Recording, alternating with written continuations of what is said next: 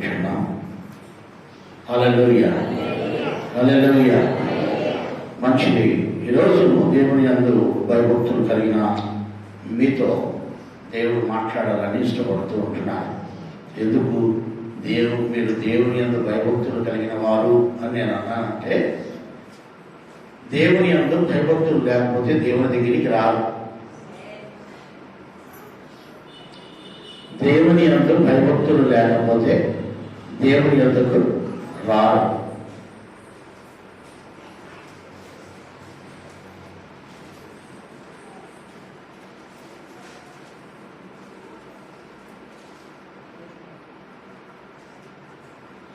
అటువైపు కుర్చీలో కూర్చో, ఒక కుర్చీ మార్చి ఒక కుర్చీ.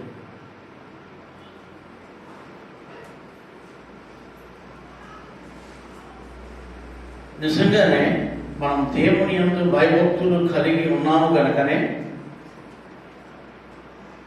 దేవుడు మనల్ని ఆశీర్వదిస్తూ ఉంటున్నాడు, దేవుడు మనల్ని దీవిస్తున్నారు. అందుకనే 2 సంవత్సరాలుగా మనం చాలా వృద్ధులను, పిల్లలను అందరినీ ఆపేశాం. సండే స్కూల్ ఆపేశాం ఈ కరోనా కోసమే. దేవుడు మనకు సహాయం చేస్తే మళ్ళీ వాటిని మనము ప్రారంభించవచ్చు. దేవుని యందు మనము భయభక్తులు కలిగి దేవునిలో మనం జీవించాలి, దేవునిలో బ్రతకాలి. ఈరోజు వాక్యం చెప్పేటప్పుడు మీరు శ్రద్ధగా వినండి.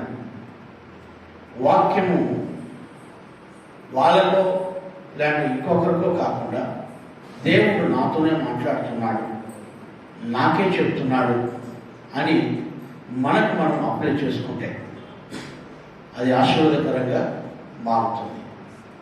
ఎవరి కోసమో మాట్లాడుతున్నారని పెడచెవిని పెట్టకుండా మన కోసమే మాట్లాడుతున్నాడని, నా కోసమే మాట్లాడుతున్నాడని మనం అనుకున్నట్లయితే దేవుడు ఖచ్చితంగా ఈరోజు మిమ్మల్ని ఆశీర్వదిస్తాడు.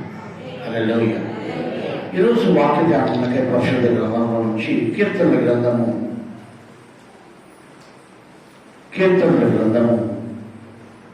25వ అధ్యాయము 7వ వాక్యమును మనం ధ్యానం చేస్తాం.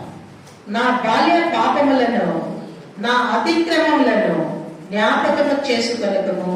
చూడండి, ఇక్కడ దైవజనుడైన దావీదు ఈ కీర్తన రాశారు. ఆయన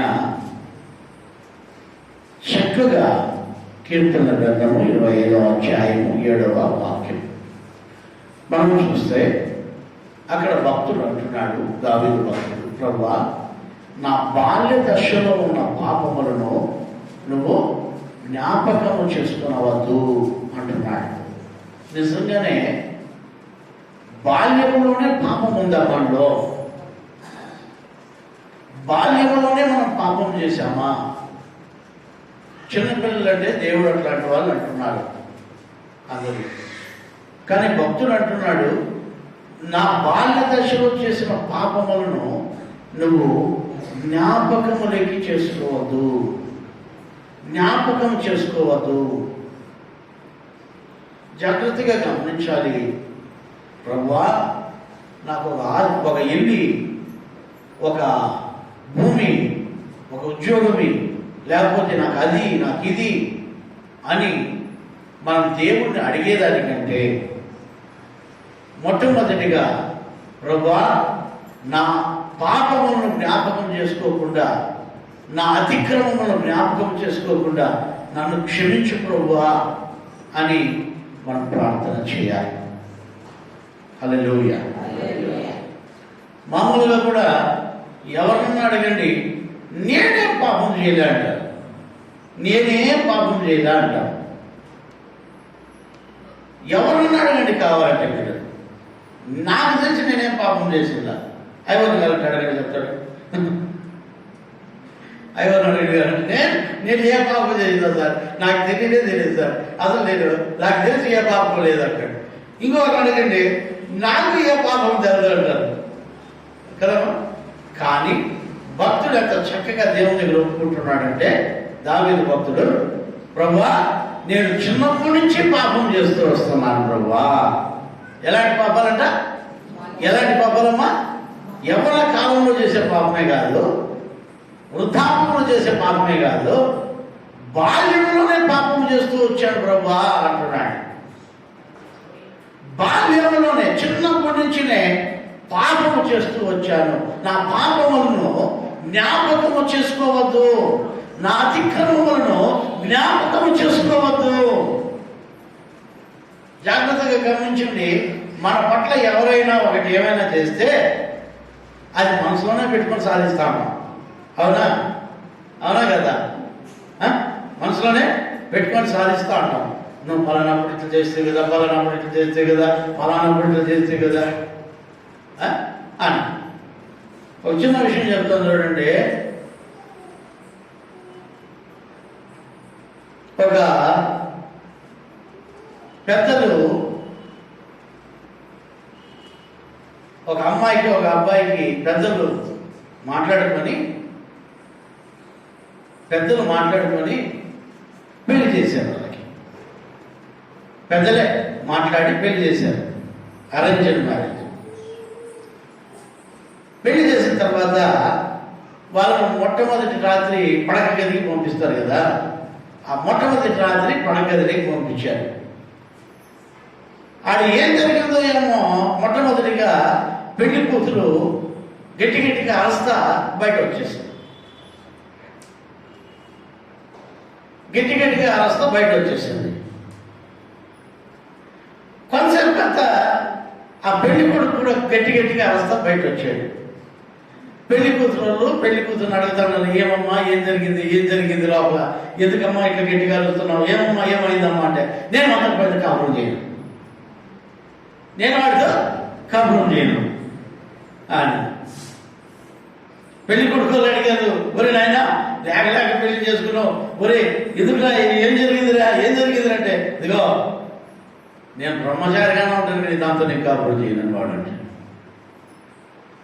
ఇది ఏదో పెద్ద ఇష్యూ జరిగినట్లుంది, ఏం జరుగుతుందో ఎవరు చెప్పడం లేదు, కాబట్టి మనం ఎక్కడో అక్కడ వెళ్ళిపోదామని చెప్పి ఇంకా పెద్ద గొడవలు అయిపోతాయి, ఎందుకు వచ్చింది అట్లని అందరూ కామ్గా వెళ్ళిపోయారు. కామ్గా వెళ్ళిపోతే కొన్ని రోజుల తర్వాత కొన్ని రోజులు గడిచిపోయింది. కొన్ని రోజులు గడిచిన తర్వాత ఒక పేదరాశి పెద్దమ్మ వచ్చే, ఆ రోజు రాత్రి ఏం జరిగిందో చెప్పే, నువ్వు ఎందుకు అరుస్తావు బయట వచ్చేసావు అని బాయి కడ నిలదీసింది ఆ పెళ్లి కూతుర్ని. ఏం లేదు పెద్దమ్మ, మేము మంచం పైన ఆయన మంచం పైన కూర్చున్నాడు, నేను పాల గ్లాస్ ఎత్తుకొని పోయాను, కూర్చో అన్నాడు, నేను కూడా కూర్చున్న వెంటనే మా మధ్యలో ఒక ఎలక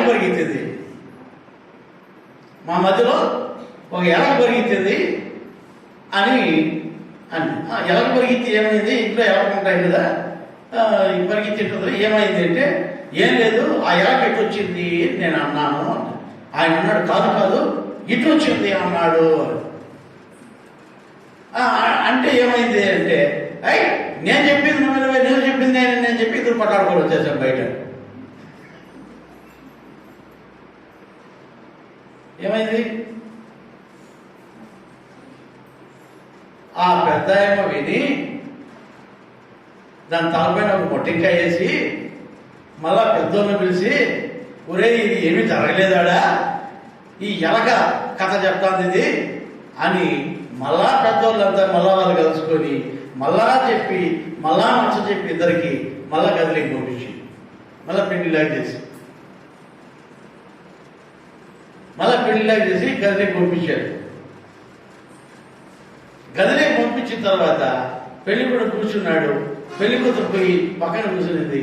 ఈ పెళ్లి కూతురు అంటుందంట, ఆ బొద్దు కానీ ఇట్లా ఎలక ఎట్లా వచ్చిందని నువ్వు ఒప్పుకొని ఉంటే ఇంత జరిగిందా అనిదంట. మళ్ళా పడలేసాడంట, మళ్ళా ఇట్లే వచ్చిందంటావా. ఆ పెద్ద మనుషులు కాసుకోండి పోయి ఇద్దరిని 2 గుద్దులు గుద్ది మర్యాదగా ఆ ఎలక పంచేది వదిలేసి మీ కాంప్రమైజ్ చేసుకోండి అని చెప్పారంట. అంటే ఎన్ని రోజులైనా కూడా ఆ ఎలక గురించే పెట్టుకుంటారు కానీ అవి పెట్టుకోకూడదండి. నేనేమంటానంటే, ఎవరైతే తప్పు చేస్తారో నాది తప్పుని ఒప్పుకున్న తర్వాత వాళ్ళని క్షమించాలి. ఎవరైనా తప్పు చేస్తే, భార్య తప్పు చేసినా, భర్త తప్పు చేసినా, పిల్లలు తప్పు చేసినా, తప్పుని వాళ్ళు పశ్చాత్తాపడిన తర్వాత మళ్ళీ ఆ తప్పును మనం తప్పుగా చూడడం తప్పు. ఎవరైతే పశ్చాత్తాపడతారో ఆ తప్పును మనం క్షమించాలి. పశ్చాత్తాపం అనేది చాలా విలువైంది. నేను ఇక్కడ వాక్యం అయిపోతానే నా దగ్గర ఒక పరిగెత్తుకొని వస్తుంది. ఏం జరుగుతుందంటే, సార్ నన్ను క్షమించండి సార్ అంటుంది. అమ్మ నువ్వు రావద్దు, నేను ఎప్పుడో క్షమించేసిన నిన్ను.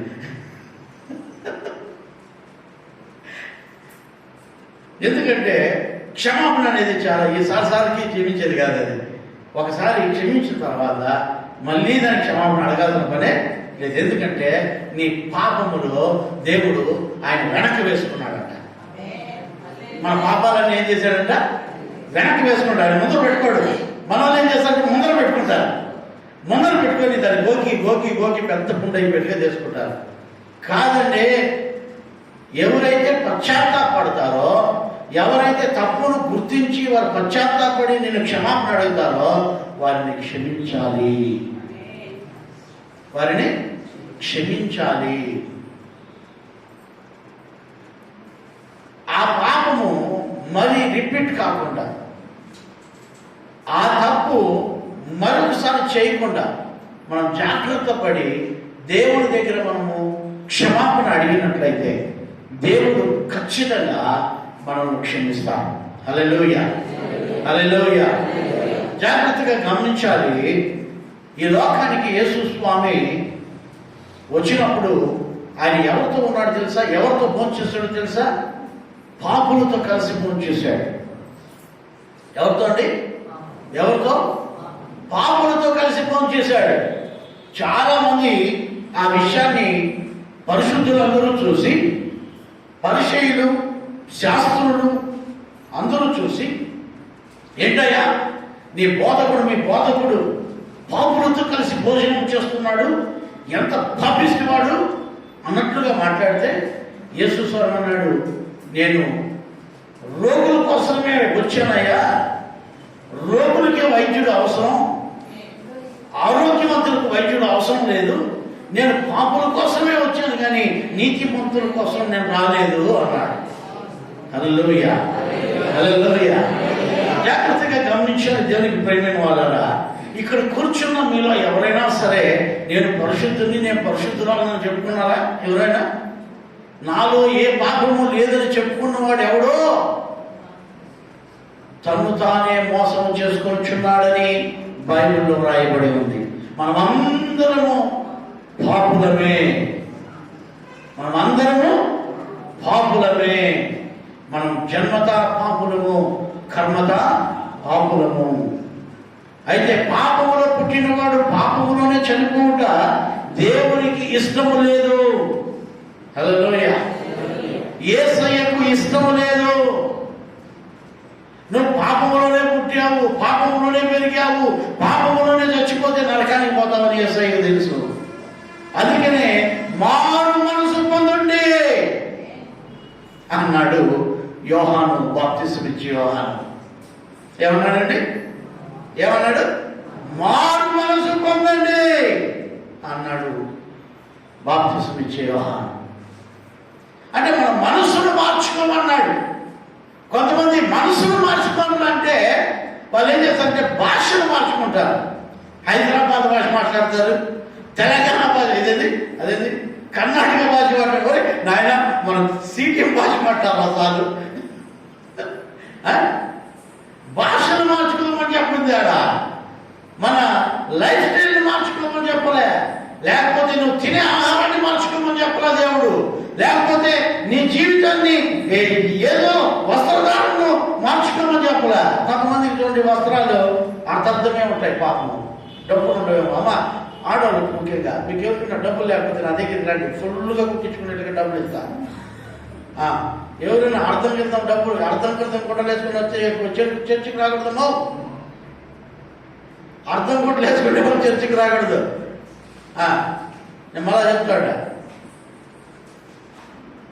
ఒకవేళ మీకు గుడ్డ కుట్టుకునేదానికి గుడ్డ తీసుకునేదానికి తక్కువ అయితే డబ్బులు అయితే నా దగ్గరికి రండి, నేను ఫుల్ గుడ్డకి డబ్బులు ఇస్తా.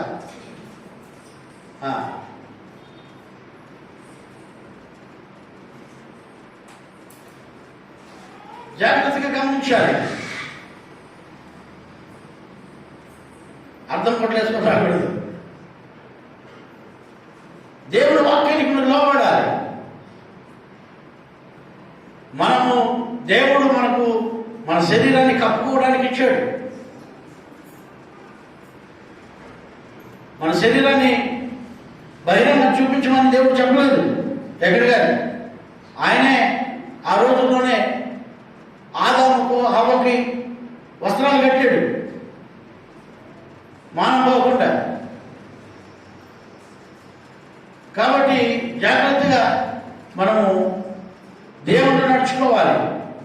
మీరు వస్త్రధారణ మార్చుకోమని దేవుడు చెప్పలేదు కానీ, దేవుడు మీ భాషను మార్చుకోమని చెప్పలేదు కానీ, మీ మనస్సును మార్చుకోండి చెప్తున్నాడు.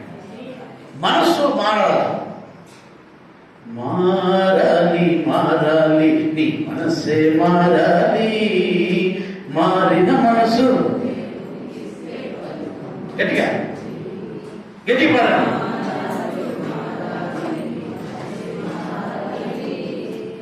మారిన మనసు దేవునికి ఇస్తే ఫలితం ఉంటుంది.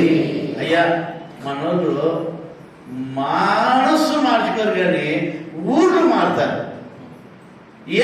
ఎందుకయ్యా ఆ ఊరు పెట్టి వచ్చేసావే అంటే, ఎవరన్నా ఆ ఊరు మంచోళ్ళు కాదన్నా, ఆ ఊళ్ళో మంచోళ్ళు కాదన్నా, అందుకని ఈ ఊరికి వచ్చేసా. ఒరే, నువ్వు మంచోడైతే ఆ ఊరు ఏం చేస్తుంది, ఆ ఊర్లో ఉన్న మనుషులు ఏం చేస్తారు? నీ మనసు మంచిదైతే చెప్పండి. దేవునికి స్తోత్రం కలుగును గాక. నేను ఈరోజు మీకు చెప్తున్నా, ఎవరైనా వేరే సంఘస్థులు మన చర్చకు వస్తే ఏం చెప్తాను చెప్పండి? మీరు ఏం చెప్తాను? వేరే సంఘస్థులు మన చర్చకు వచ్చినారనుకో వాళ్ళకి ఏం చెప్తా? గట్టి చెప్పండి మా. నాకు అర్థం కాదు. ఏం చెప్తాను నేను వాళ్ళకి? ఇంకా 4 డిస్కస్ చేయండి అని చెప్తానా? ఏం చెప్తా?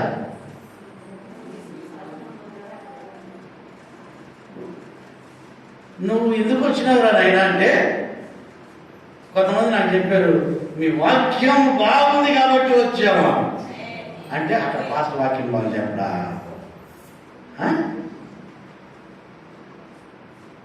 బైబిల్లో ఒక సున్నైనా ఒక పొల్లైనా ఎవడైనా తీస్తే దాంట్లో చేరిస్తే వాడు నరకానికి పోతాడు. ఏ పాస్టర్ అన్నా కానీ బైబిల్లో ఉన్నట్టుగా చెప్పాలా? అంటే ఆ పాస్టర్ పైన సొట్టులు చెప్తారండి కదా. అందుకని నేను చెప్తా, ఇంకోసారి వచ్చినామంటే బాగుంటుంది నీకు, మీ సంఘానికి వెళ్ళిపోండి. అక్కడ నిలబడండి, అక్కడ దేవునికి మహిమకరంగా జీవించండి.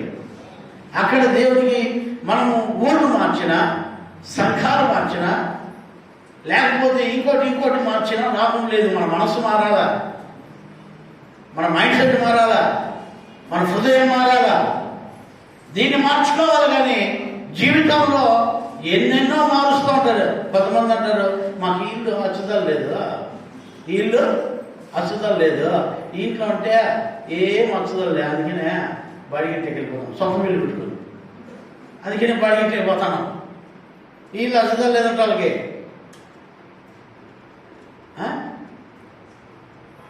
వీళ్ళు అచ్చుదల రాదు కాబట్టి బాడిగంటికి వెళ్ళిపోతాడట. బాడిగిన పని అచ్చుదల వస్తుందట. ఏమా నిజమా? అబద్ధాలు కదా అవి, అబద్ధాలు కదా. దేవుడు అన్నాడు, నువ్వు ఎక్కడ ఉంటే అక్కడ నిన్ను ఆశీర్వదిస్తాను.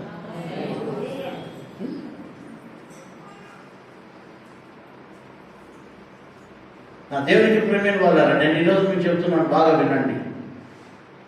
మీరు మారాల్సింది మీ ఇండ్లు కాదు, మారాల్సింది అది ఇది కాదు. మీరు మార్చుకోవాల్సింది మీ మనసును మార్చుకోవాలి, మీ జీవితాన్ని మార్చుకోవాలి, మీ ప్రవర్తనను మార్చుకోవాలి, మీ నోటి మాటను మార్చుకోవాలి, మీ ఆలోచన తీరును మార్చుకోవాలి, మీ క్రియలు మార్చుకోవాలి, మీ హృదయ ఆలోచనలు మార్చుకోవాలి. అందుకనే దేవుడు అంటున్నాడు, భక్తుడైన యోహాను అంటున్నాడు, మీ మనస్సు మార్చుకోండి, మారు మనస్సు పొందండి. యోహాను భక్తుల దగ్గరికి కొంతమంది వచ్చారు, అయ్యా మేమేం చేయాలంటే ఇచ్చిన జీతంతో తృప్తి పొందండి, లంచాలు తీసుకోవద్దండి. ఇంకొంతమంది వచ్చారు, అయ్యా మేమేం చేయాలంటే అబద్ధ సాక్ష్యాలు చెప్పొద్దు, అబద్ధాలు చెప్పొద్దు, అబద్ధాలు మాట్లాడద్దు అని యోహాను భక్తుడు చెప్పాడు వాళ్ళకు. నేను ఈరోజు మీకు చెప్తున్నాను, దేవునికి ప్రియమైన వాళ్ళరా, మన జీవితంలో మీ జీవితంలో మనసు మారకుండా మీరు ఎంత ఏవేవి మార్చుకున్నా ప్రయోజనమే లేదు.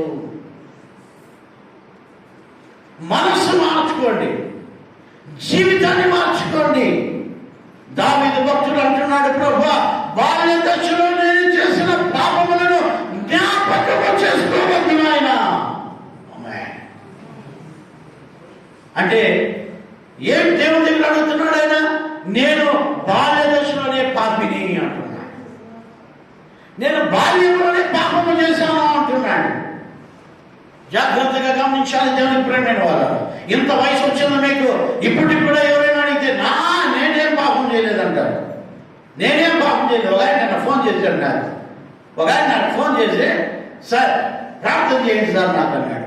ఏం ప్రార్థన చేయాలి? ఎందుకయ్యా అంటే, బాగలేదు సార్ అన్నాడు. బాగలేదా?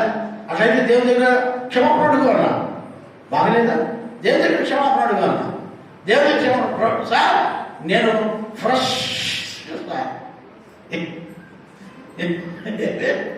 ఏమే, నేను నాలో ఏ పాపము లేదు సార్, నేను సార్ పరిశుద్ధంగా ఉన్నాను సార్.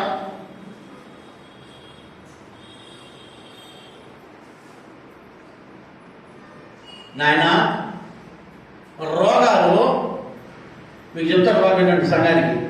రోగాలు 3 రకాలు. ఒకటి ఆత్మీయ రోగం. మీరు చూడండి కావాలంటే. రోగాలు ఎందుకు వస్తాయి తెలుసా? ఒకటి, నువ్వు చేసే ప్రతి పాపం వలన తెగులు నీకు వస్తుంది. మొట్టమొదటి, నువ్వు చేసే ప్రతి అతిక్రమం వలన తెగులు నీ మీదకి వస్తుంది. రెండవది, ఏ అతిక్రమము నీలో లేదు అంటే కాలుష్యం వలన వస్తుంది. అంటే వాతావరణ కాలుష్యం వలన కూడా నీకు తెగులు సోకచ్చు. 3, ఇప్పుడు 2 చెప్పినా దేని చెప్పండి. ఒకటి పాపం వలన, 2 వాతావరణం వలన, 3వది దేవుని నామ మహిమార్థమై నీకు రోగాలు వస్తాయి. అంటే నీకు వచ్చిన రోగం వలన దేవుడు మహిమ పొందుతాడు. హల్లెలూయా. నీకు వచ్చిన కష్టం వలన, నీకు వచ్చిన ఇబ్బంది వలన దేవుడు మహిమ పొందుతాడు.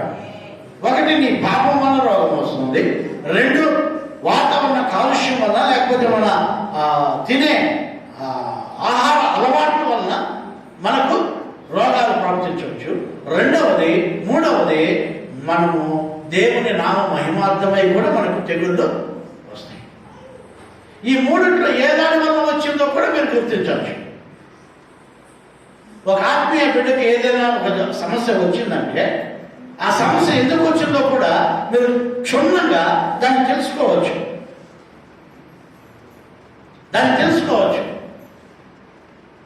ఈరోజు దేవుని వాక్యం వింటున్న దేవునికి ప్రియమైన వాళ్ళగా, దావీదు మహారాజుగా ఉన్నాడు.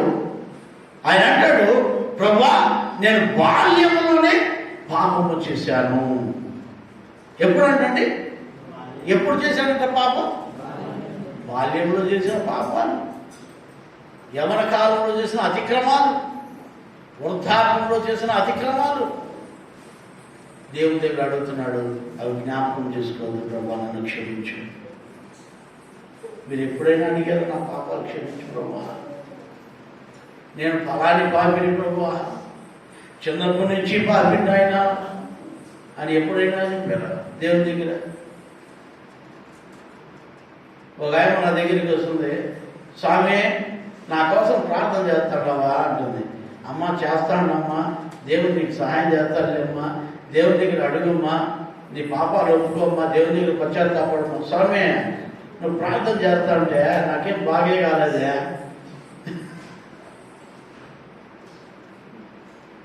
వీళ్ళే నుంచి వస్తున్నాయమ్మా, ముసలాగా ఉందో పోయే చచ్చిపోయిందో తెలుదా, వీళ్ళే నుంచి వస్తుంది సంఘానికి. మనకి తలుపు దగ్గర నుంచి అడుగుతుంది, స్వామి నన్ను మర్చిపోయినావా స్వామి?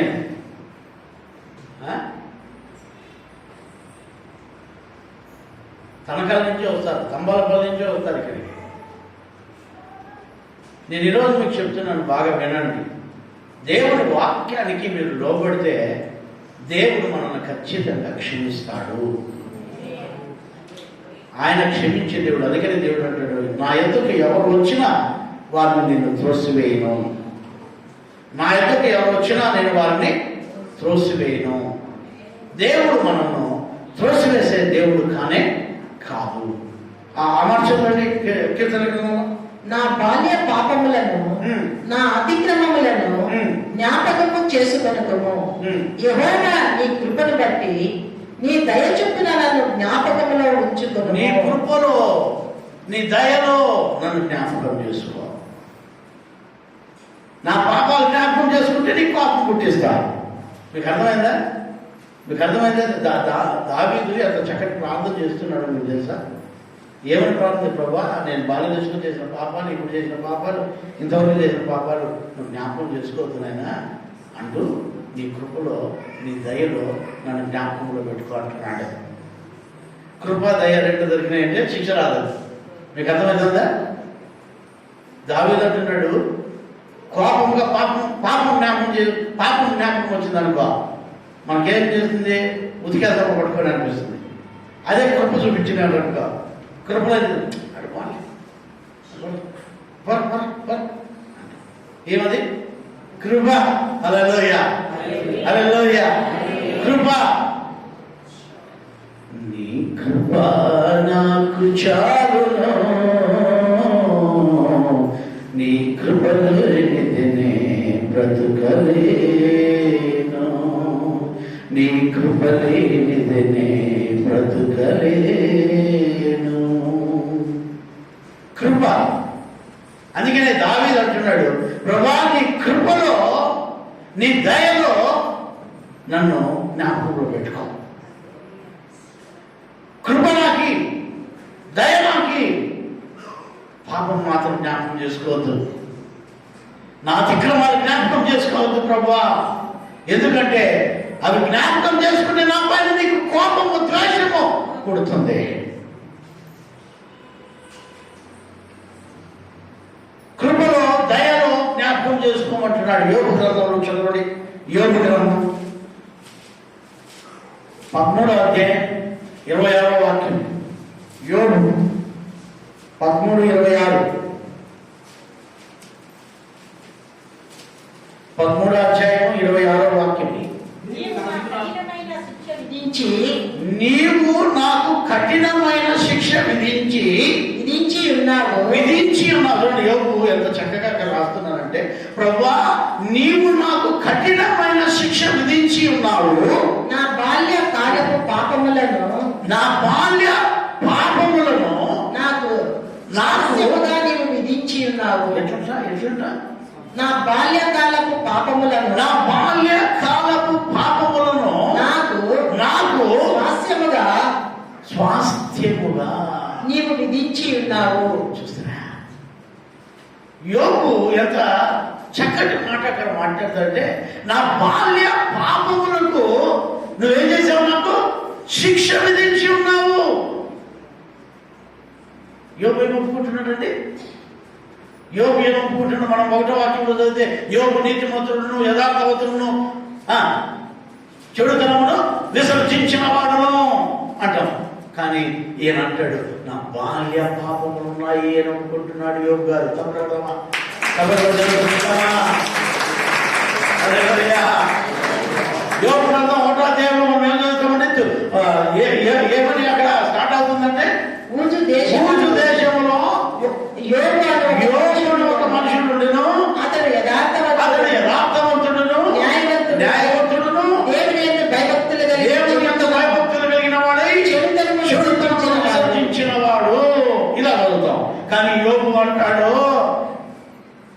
13 వాక్యంలోకి వస్తే 13 అధ్యాయంలోకి వస్తే నేను బాల్యములోనే పాపం చేశాను ఏమంటున్నానండి.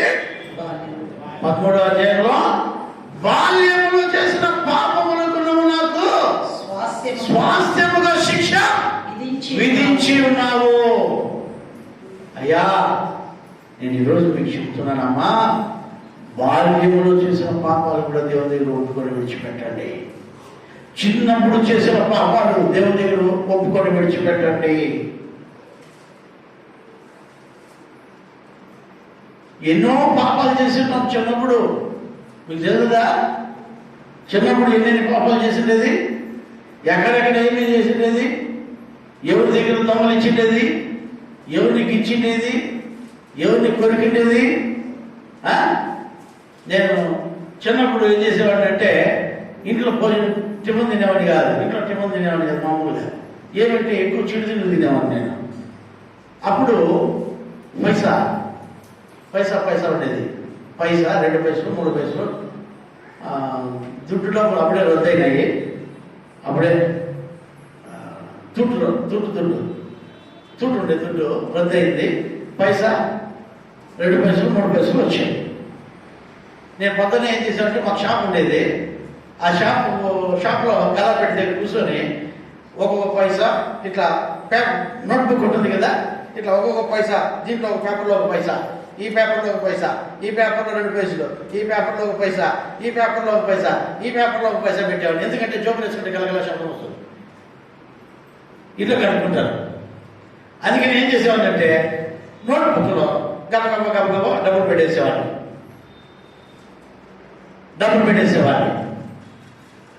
ఎప్పుడైతే డబ్బులు పెట్టేసేదో ఒకరోజు ఏం చేసిందంటే, మా అమ్మ దోశ పోస్తానరా టిఫిన్ చేసుకోవాలేదు.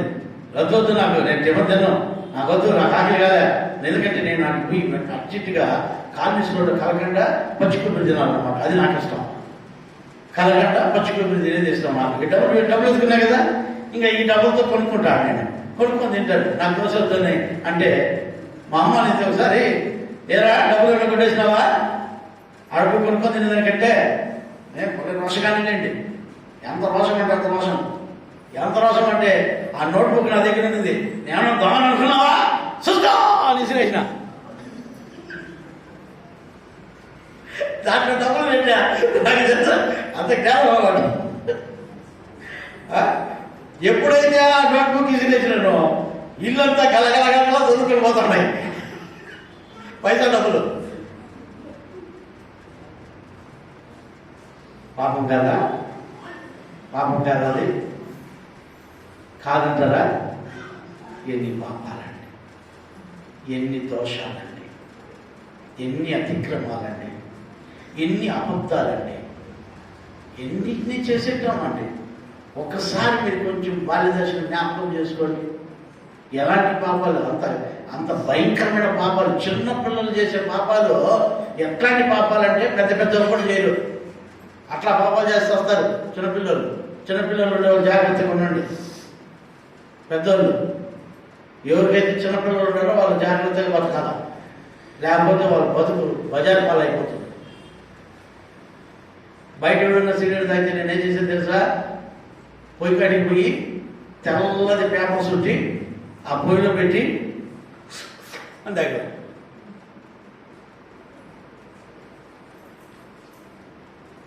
కదా. పాపం కాదా? లాస్ట్కు చైన్ స్మోకర్ అయిపోయారు. బాల్యదశలో నేర్చుకున్నవి. ఈరోజు నేను మీకు చెప్తున్నాను, బాగా వినండి. యోబు గారు అంటున్నారు, ప్రభువా నేను బాల్యదశలో చేసిన పాపములకు స్వాస్థ్యముగా నాకు శిక్ష విధించినావు. ఏమంటది? స్వాస్థ్యముగా శిక్ష విధించినావు ప్రభువా. దేవునికి ప్రేమైన వాళ్ళరా, నేను ఈరోజు మీకు చెప్తున్నాను, నువ్వు చిన్నప్పుడు చేసిన పాపమైనా కానీ, యవ్వన వయసులో చేసిన పాపమైనా కానీ, ముసలితనంలో చేసిన పాపమైనా కానీ శిక్ష తప్పదు.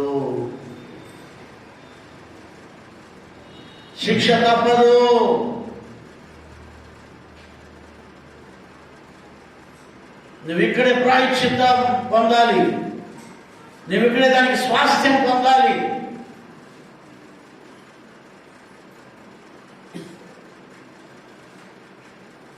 నువ్వు చేసిన ప్రతి పాపానికి ఈ భూమి పైన నీకు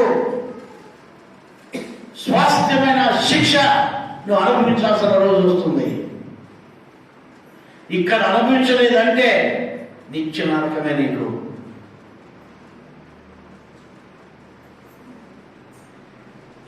ఇక్కడ ఏమైతే నీకు క్షమింపబడవో, దీనికి ప్రాయశ్చిత్తం జరగదో, ఎవరికైతే భూమి పైన వారి పాపముల కోసం ప్రాయశ్చిత్తం జరగదో వారు ఖచ్చితంగా నిత్యం నరకంలో ఉండాల్సిందే.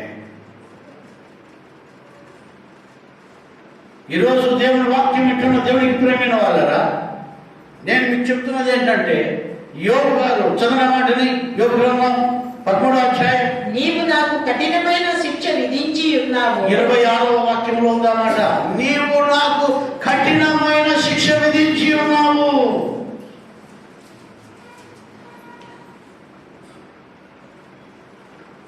యోబు చిన్న ప్రాయంలో చేసిన పాపములకు దేవుడు కఠినమైన శిక్ష యోబుకు విధించాడట. చాలా మంది చెప్తారు యోబు ఏ తప్పు చేయలేదు, ఎన్ని బాధలు పడా, ఎన్ని కష్టాలు అనుభవించా. యోబు అంటాడు నేను పాపిని అంటున్నాడు.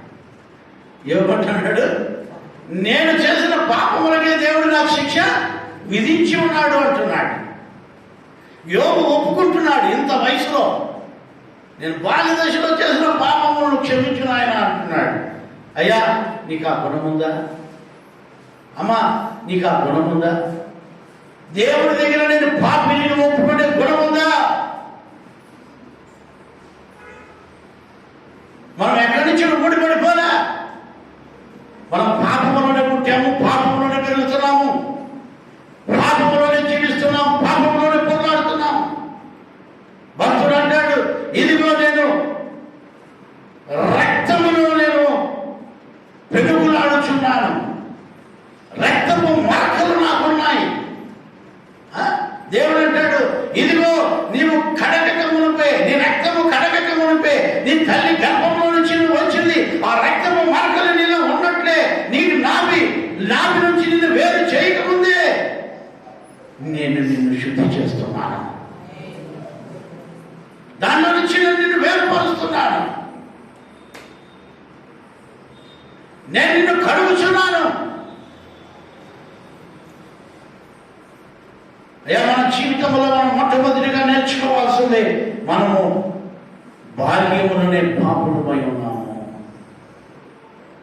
చిన్నప్పుడు ఏం పాపాలు చేస్తారయ్యా, ఎవరయ్యా చెప్పింది నీకు అని అంటారా?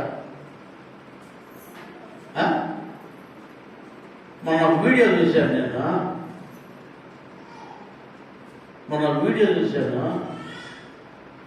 ఆ వీడియోలో చిన్న బిడ్డ ఏం చెప్తుందంటే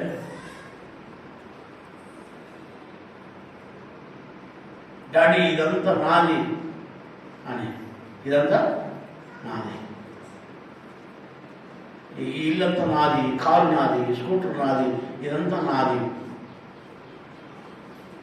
అంటే అంతా నీదైతే మీ అమ్మకు నాకెట్లమ్మా అని ఆయన అంటే మీరు చచ్చిపోండి, మీరు చచ్చిపోయిన తర్వాత నాకే కదా ఇది, ఇప్పుడే చచ్చిపోతే నాదే కదా. చిన్న బిడ్డండి, నోటి మాటలు కూడా సరిగ్గా తిరుగు, ముద్దుగా మాట్లాడతాం కానీ పెద్ద మాట మాట్లాడతాం.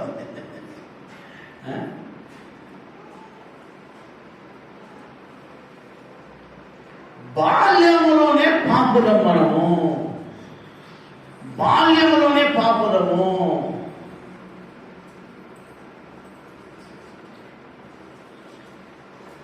మేము చచ్చిపోతే నువ్వు ఏం చేస్తావు పాపా అని వాళ్ళ అమ్మ అడిగితే నా మొగుడు నేను బతుకుంటాము ఏది ఇస్తుంది.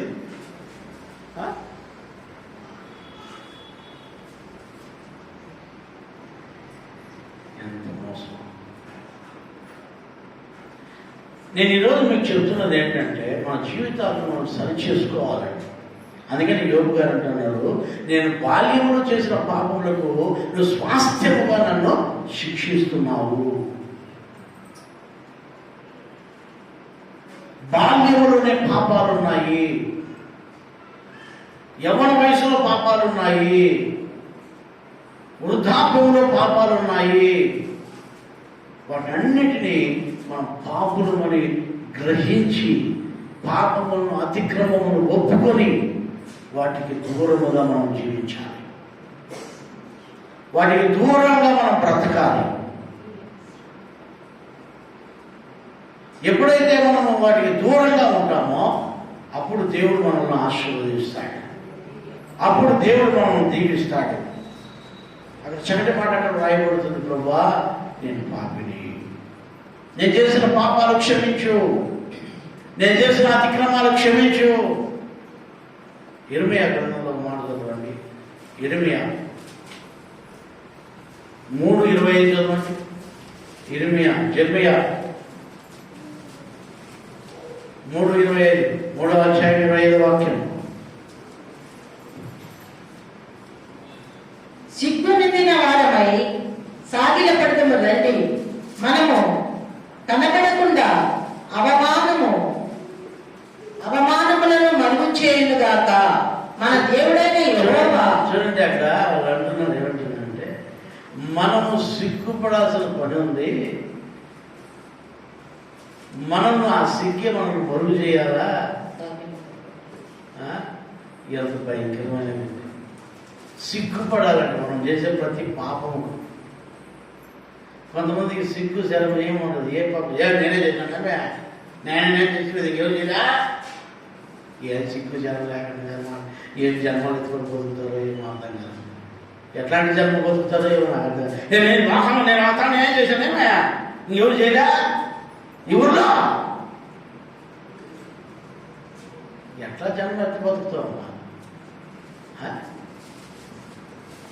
ఎట్లాంటి బతుకు బతుకుతారు? అక్కడ వాక్యం చదవండి, ఆ వాక్యం చూడండి ఏం చెప్తున్నది స్పష్టంగా. సిగ్గునొందిన వారమై సాగిలపడదము రండి, మనము కనబడకుండా అవమానము మనలను మరుగు చేయునుగా, అవమానమే మనల్ని మరుగు చేయునుగాక.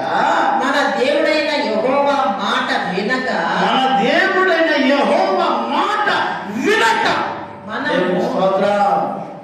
ఎందుకు ఇది ఇప్పుడు ఎందుకు సిగ్గుపడాల్సిన పరిస్థితి వచ్చింది, ఎందుకు మనకు అవమానమే మురుగుపరచాల్సిన పరిస్థితి వచ్చింది? దేవుని మాట వినక. ఏంటండి? దేవుని మాట వినక. బాల్య దశలోనే దేవుని మాట వినాలి. హన్నా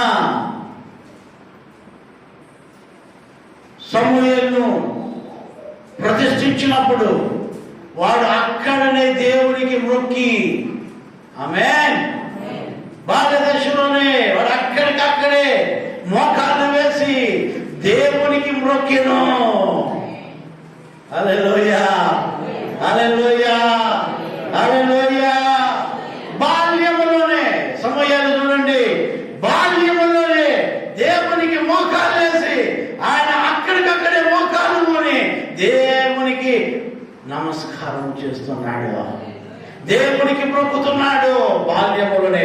అందుకే దాము నుంచి బర్షబ వరకు కూడా సమూయేలు అంటే గచ్చగచ్చలాడింది. ఎప్పుడైతే బాల్య దశలోనే నువ్వు దేవునికి మొక్కుతావో, దేవునికి లోపడతావో, బాల్యములో పాపము చేయకున్నా, యవ్వనములో పాపము చేయకున్నా, వృద్ధాప్యంలో పాపము చేయకున్నా నువ్వు జీవిస్తావో, నువ్వంటే అందరికీ భయం పుడుతుంది. నువ్వంటే అందరికీ భయం, వణుకు పడుతుంది. కొంతమందికి నువ్వు భయపడరు, పిల్లి కూడా భయపడదు నీకు, నీ ఇంట్లో నీ పెళ్ళామే భయపడదు నీకు. ఎందుక? నువ్వు చేసే పోకిరి శాస్త్రం అట్లాంటివి. నీ పెళ్ళామే బాగుపడితే ఒరే అంటుంది. ఇప్పుడు ఎవరు పెళ్ళా మొగుంటే ఒరే, నేను ఒకసారి ఉంటే పిల్లలు ఎవరో తెలిసిదేమో అని కాదంట, ఆయన మొగ్గుంటేనంట ఒరే రారా ఇట్లా.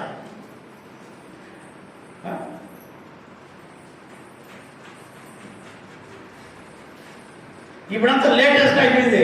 మొగలను పేరుతో పెట్టి పిలిచేది. ఏమా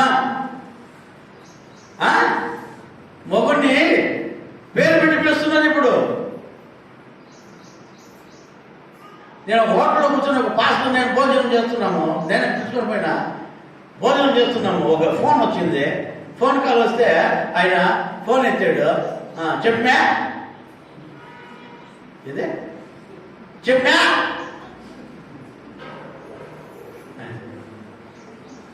నేను అట్లే చూసుకొని ఉంటే ఫోన్ పెట్టేశా. ఎవరితో మాట్లాడింది కాబట్టి అక్కడ అంట వాయమ్మ ఏందయ్యా ఇది చెప్పా ఏది అది భాష నువ్వు పాస్టర్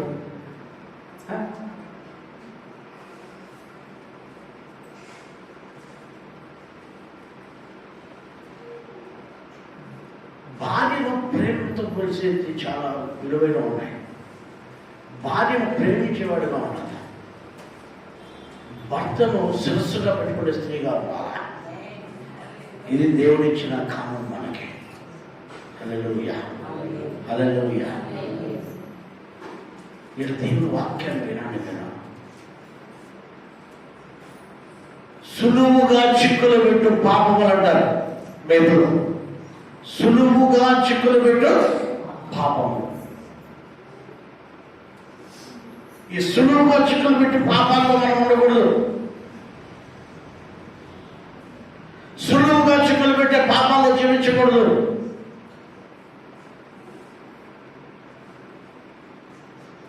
చాలా జాగ్రత్తగా బ్రతకాలి మనం.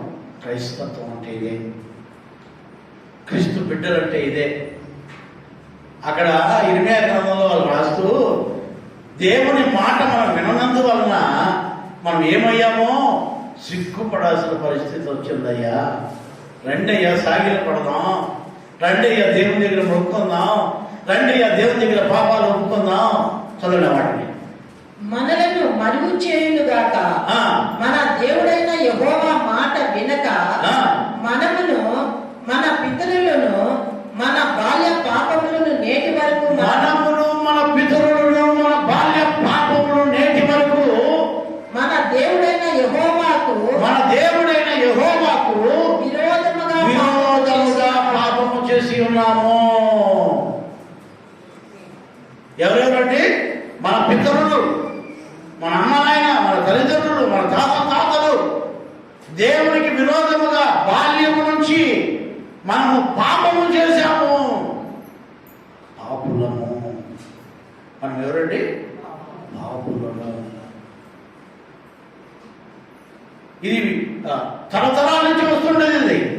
అందుకే అక్కడ రాయబడింది, మన పితరులు తండ్రి దేవుడి మాట వినకుండా బాల్యం నుంచి పాపం చేస్తూ వస్తున్నామయ్యా. మన పితరుల దగ్గర నుంచి కూడా చిన్నప్పటి నుంచి పాపాలు చేస్తున్నామయ్యా. పాపాలు ఎక్కడి నుంచి వచ్చాయండి? చిన్నప్పటి నుంచి వచ్చాయి, చిన్న వయసులో నుంచి వచ్చాయి, చిన్న బాల్యంలో నుంచి వచ్చాయి. ఈ కాలం చూడండి, చిన్నపిల్లల్లో ఏడన్నా ఒక అందమైన స్త్రీ పెద్దాడు కనిపిస్తే కూడా వాడు చిన్నపిల్లలు కూడా కామంతో చూసే రోజులు ఇవి. ఆమె ఏది పెద్దవాడు కూడా ఒక టీచర్ని కామంతో చూసే రోజులు. గురువు చెప్పి పాఠాలు చెప్పి టీచర్ను కూడా కామంతో చూసే రోజులు. భలే ఉంది టీచరు, లెక్చరర్ భలే ఉంది, టీచర్ భలే ఉంది. ఏది చిన్న పిల్లలేనండి, చిన్న పిల్లలే. నాకెవడో చెప్పా, ఒక ఆడ టీచర్ బోర్డు పెట్టి రాసంటే వాడు పేపర్ రాస్తాడు దాంట్లో టీచర్కి పిల్లోడు.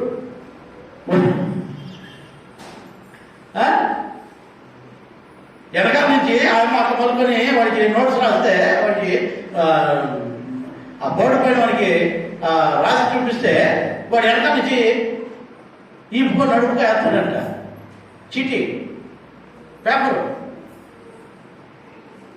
బడి తెచ్చించిపోయినారండి పిల్లలు. బడి తెచ్చిన పిల్లలు ఇప్పుడు పెద్దలు పడిపోతే కదా పిల్లలకు గౌరవం, మర్యాద, క్రమము నేర్పించే తల్లిదండ్రులు లేరు ఇప్పుడు. ఎవరైనా ఇంటికి వస్తే వాళ్ళకు వందనాలు చెప్పండి అని చెప్పించి నేర్పించేవాళ్ళు లేరు. ప్రైజ్లాడ్ చెప్పండి చెప్పి నేర్పించేవాళ్ళు లేరు. కదుతున్నాయినా కదుతున్నా నుంచో నేర్పించారు పిల్లలకి. మామూలు తంతాడు నిన్ను తంతాడు కొంతసేపు ఉండు. ఏం నేర్పిస్తున్నారు? మీరేం నేర్చుకున్నారు? మన తల్లిదండ్రులు కూడా పాపం చేస్తున్నారంట. భార్య నుంచి మనం కూడా అదే పాపం చేస్తున్నాం. అయ్యా రండి అయ్యా, సాగిలి పడదాం, సిగ్గుపడదాం. సిగ్గుపడాల్సినవి.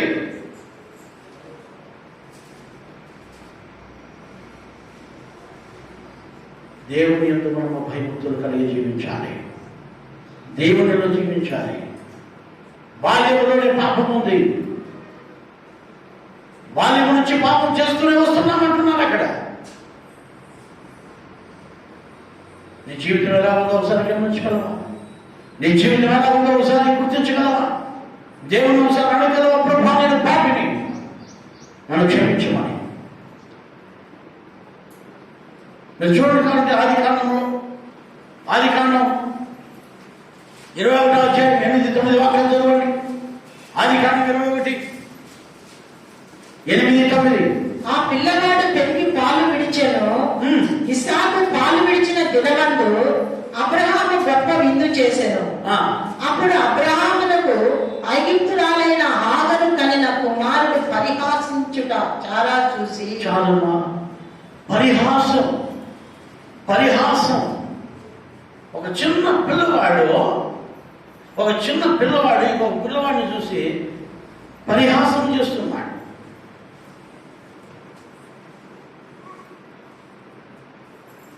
పరిహరిస్తున్నాడు, ఎగతాళి చేస్తున్నాడు, అవమానపరుస్తున్నాడు.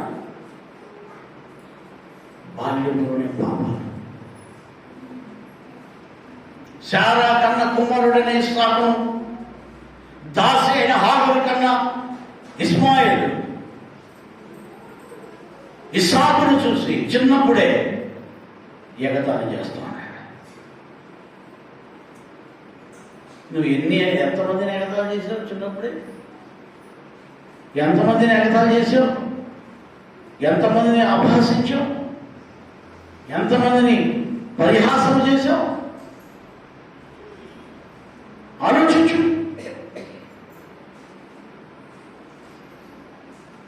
నీ జీవితంలో దేవుని యందు భయభక్తులు కలిగి జీవిస్తున్నావా? బాల్యంలోనే పాపాలు ఉన్నాయి.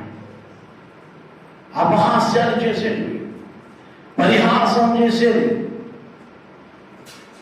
ఎగతాళి చేసేది, ఎదుటి వారిని అవమానపరిచేది, ఎదుటి వారిని కించపరిచేది, ఎదుటి వారిని నిందించేది.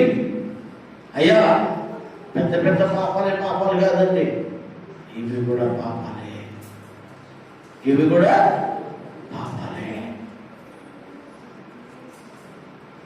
పెద్దలను చూసి గౌరవించకన్నా పోవడం, అధికారులకు లోపలికన్నా పోవడం,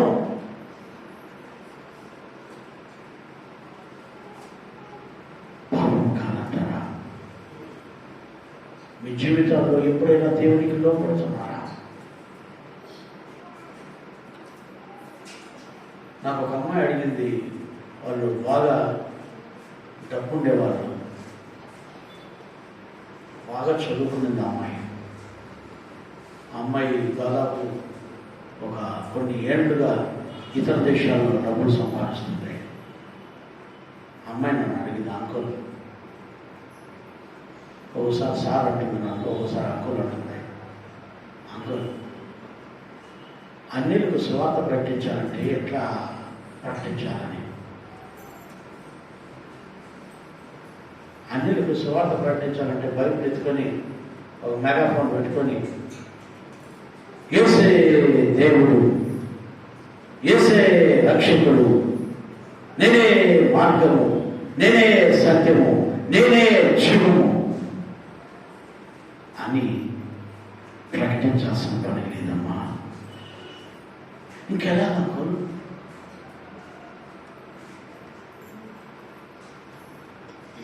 ఇంకెలా ప్రకటించాలి? అన్యుల మధ్యలో నీ జీవిత శైలి, అన్యుల మధ్యలో నువ్వు నడిచే నడవడిక, నీ ప్రవర్తన, నీ క్రియలు, నీ నోటి మాటలు, నీ చూపు నిన్ను చూస్తూ ఉంటారమ్మా. అందరూ నిన్ను గమనిస్తారమ్మా. అందుకనే బైబిల్లో మాట ఉంది, మీరు సజీవమైన రాళ్ళను సజీవమైన పత్రికలై ఉన్నారు అని. పత్రికలు చదువుకుంటారమ్మా. పత్రికలు ఏం చేస్తారు? చదువుకుంటారు. నీ లైఫ్ స్టైల్, నీ లోకం చదవాలి. నీ ప్రవర్తన, నీ లోకం చదవాలి.